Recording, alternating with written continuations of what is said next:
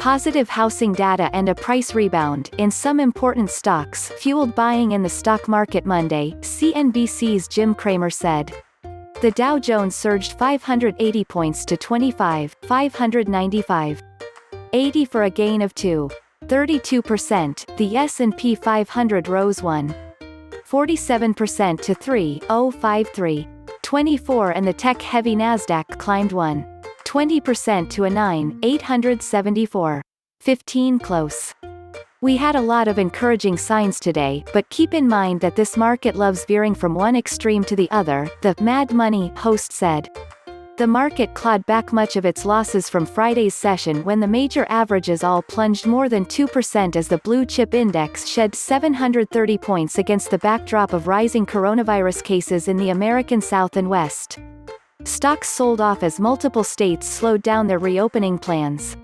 Texas, Florida, California and Washington halted their reopening plans as positive cases and hospitalizations have spiked. Though cases are decreasing in New Jersey, Governor Phil Murphy on Monday postponed plans to allow indoor restaurant dining to resume Thursday, citing the spikes in other states after restaurants reopened. Friday felt like the end of the world, today it feels like we're out of the woods. Tomorrow?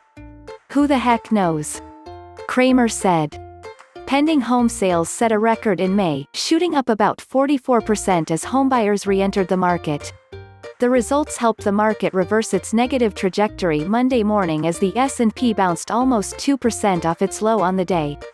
Investors also saw a bargain in Nike, whose stock fell almost 8% Friday coming off a poor showing in its fiscal fourth quarter, trading the stock up to 35% on Monday, Cramer said.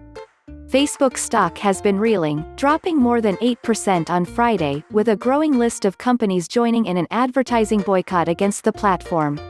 A J.P. Morgan analyst, however, said in a Monday morning note that the boycott presents no significant risk to numbers outside of a near-term hit, Cramer pointed out. The stock rallied 2% to $220.64 during the session. Additionally, Southwest caught a double upgrade from Goldman Sachs, which endorsed the airline as the best comeback opportunity, the host said. The market received another boost from Boeing's 737 MAX progress, he added. Boeing shares spiked 40% on reports that the plane manufacturer would start a multi-day certification test, backed by the U.S. Federal Aviation Administration, as the company attempts to return the top-selling aircraft to the sky after two fatal crashes killed hundreds of people within the past 2 years. Investors continue to rotate to recovery plays on the market as bank stocks also rebounded from poor stress test results Thursday, Cramer said.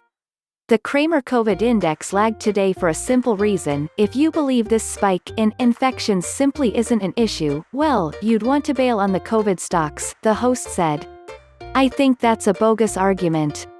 Too many states are gradually shutting down again to write this off as no big deal.